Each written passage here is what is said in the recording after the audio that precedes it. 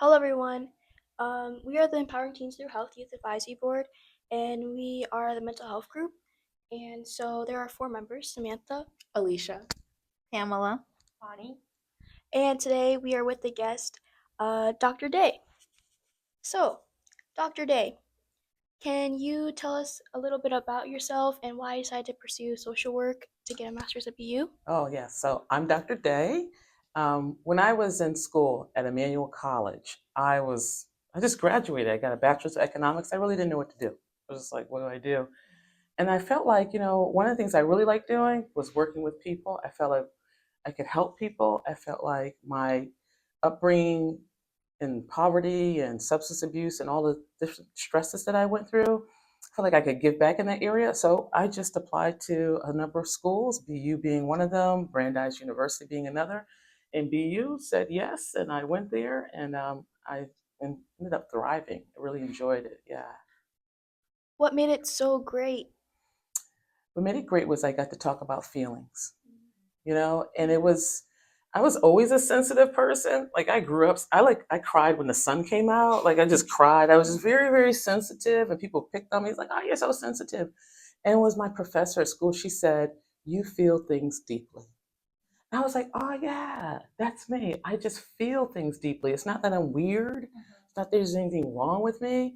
And so I felt like at school social work, I could talk about feelings and I could figure out, okay, what was going on in my mind and how to help other people. So that's why I did it. And that's why I enjoyed it. So it was really good. Yeah. And so, how would you describe mental health in simple terms? Mental health has to do with how you are feeling, like your well being, how you're thinking, not just how you feel, but how you think. Because you can say, oh, I feel good, but you're thinking really bad thoughts about yourself. So that's never a good thing, right? And it's also about just psychologically how others are actually interacting with you. Because you can say, well, people see me this way, but I don't see myself that way. And it can feel like an odd thing. It can feel really, really weird. So I think mental health has to do with how you're experiencing your own well-being, your emotions, your mind, and physically, right? You want to feel good physically too. I know it's probably more than you wanted, but yeah, that's what I think. Oh Yeah. no, thank you so much. Mm. So, next question: why is understanding mental health especially important for adolescents? Yeah, there's so much going on in the world. The world can feel like very chaotic. It can feel very pressured. It can feel like overwhelming. And I think young people need to understand that they're not weird if they're feeling the pressure. They're not odd if they're feeling overwhelmed. And so being aware of your mental health, your own mental well-being is important because you won't feel like, okay, I'm so weird. Nobody cares about me. What am I doing here? And then you can just take yourself into this very dark space. So adolescents definitely need to be aware that we all have stresses and how we cope with them, how we get through them really makes a difference. I completely agree. And could you share a story that you think illustrates the importance of mental health if you're comfortable? Yeah, if you don't mind, I'll share a story from my own background. I remember when I was probably a teenager, and I would walk on the street. I would walk on the street, and I felt so bad about myself. I would just kind of keep my head down, and I would count the lines. I would just count the lines in the walk as I walked, because I just felt like nothing. I didn't feel like really important. But other people thought that I was fine. Other people, when they were experiencing me, thought I was just happy and go lucky. But I was really, really down, and I really just wanted someone who could see that I wasn't feeling good about myself. And I felt like I went through middle school and high school, and probably only one person saw that I wasn't doing well. And so when people actually connect with you and they say, oh, yeah, how are you really doing? You're like, oh, wow, someone cares. I matter. I matter. I'm not going to give up. I matter. So my own experience of going through it and not anybody really recognizing it, and then having one person recognizing it made a difference. So, what are some common myths or misconceptions that you've seen with mental health? Oh, yeah, I got two. Right? One is that you're weak, right? Because you feel things, you're upset, you feel down, you feel discouraged. People say, oh, what's wrong with you? You're up and down, you're in and out, and so you're weak. Why don't you have control of your emotions? It's not that bad for you. Like, okay, it's not that bad for you. You may not think, but it's bad for me. This is my reality. It really is. I'm experiencing it as a very, very deep thing. So the misconception is that a person is weak and they're just not coping because they're weak. And then another thing is that it's just your own business. A lot of people don't want to talk about it. They say, this is my business. This is my business. This has nothing to do with you. It's my business. And people need to know, no, your mental health, yes, it's your mental health, but it's not your business, because your business, we're connected. It would be just your business if you were just alone in this world. But there are people who care about you, who love you, and maybe they're not expressing it like they should express it, but you are important. So it's never your business. And if you were to leave this earth, my goodness, we'd be like, oh my God, right? So it's not your business. It's you have a community. There was a TV show a while ago, or a movie called Big Hero 6. I don't know if anybody saw it. I love it, right? And so the brother dies, and the robot is there, and the younger brother is feeling really down, and the robot says, "Oh, I got the diagnosis. You need friends. You need a hug." See, and the kid's like freaking out, like, "I don't need anybody. I don't need anybody."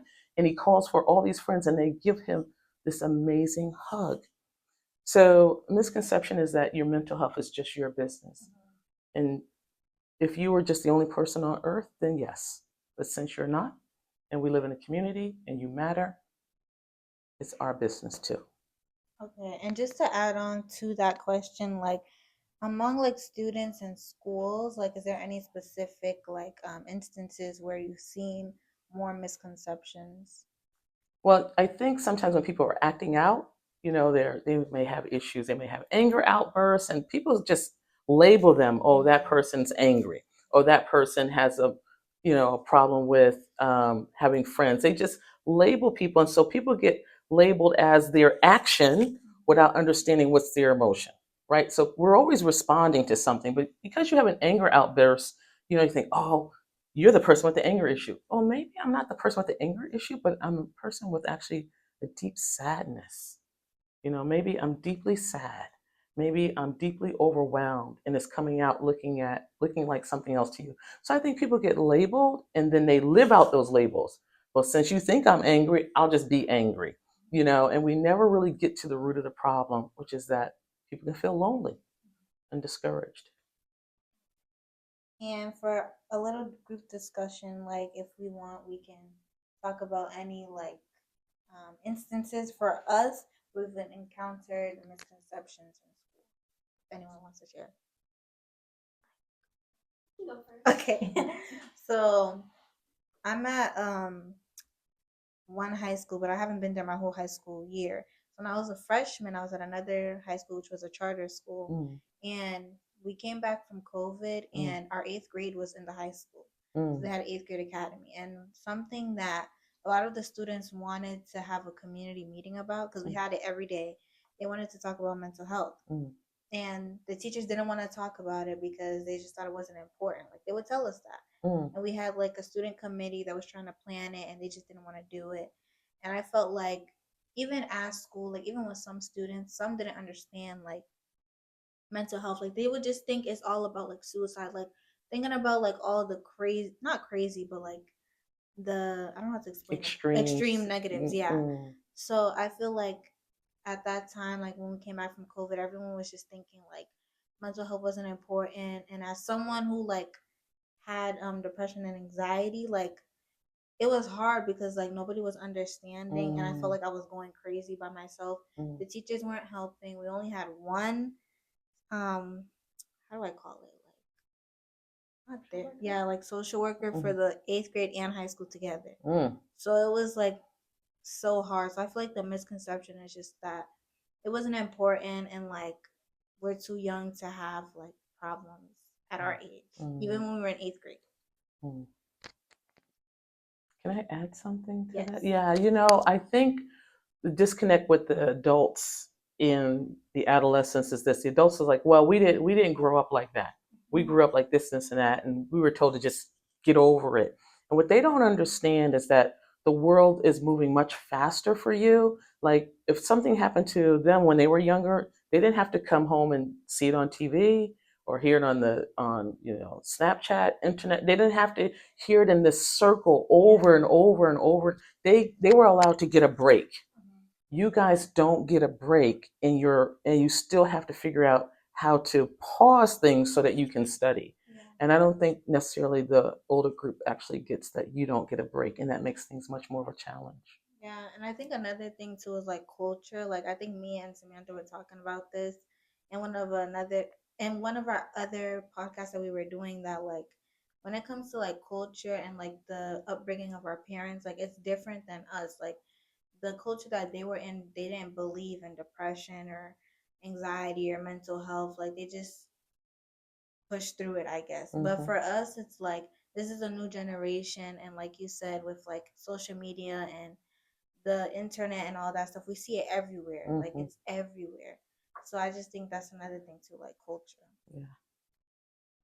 Yeah, I think with especially like with parents like saying they can get through and they push through, I think it honestly led to like maybe generations of like trauma because you know they're holding back their anger and they were like they weren't getting treated well with their mental health. So I think it really just passed on through Yeah. anger and like other ways. Say probably like an example for me. It's just like at my as school. probably you guys have heard, it's very rigorous, Mm-hmm. and so I think like I love the school, but I do think that being in such like a environment with such high expectations, Mm-hmm. it gets very overwhelming, and it's not typical for someone to actually admit Mm-hmm. like, hey, I'm kind of struggling, like I'm overwhelmed, because you're in such an environment where like others are, no one wants to portray that, so everyone's kind of just like either competing with each other, or you're viewed as like weak if you're not like handling it like to the best of your abilities. And so I would just say that like that's kind of something that I struggled with initially. Like I was afraid to ask for help because I didn't want to be viewed by my peers. Oh, she's not like you guys know. Yeah, yeah. And I was definitely took like a lot of inner like I definitely had to work through it like on my own kind of, and then I finally got the confidence. Hey, like, could you help me with some things? And just that like was a huge milestone for me. And I definitely know that, well, I can assume that a lot of other students also are struggling with the same issues. So yeah, I think just like the environment that you're in, like how openly like mental health is even talked about, or if it's even talked about at all. And but yeah, that's it. Wow. I just want to add on to Alicia, like especially as a senior right now, with college decisions coming out, I've noticed like a lot of students become a little hostile because people are getting into certain colleges that they may not have gotten in, and also with the additional like stress of work. I wasn't sure if I should say this, but I also come from like a household where it's like where like mental health isn't really seen to be a real thing. There's a lot of stresses, and it's also not it's talked about, but also not really talked about because students are always provided like the same kind of resources, but it's never really dove deep into like what can be done to help like for ourselves to like get better, and also what kind of other kinds of resources. Yeah.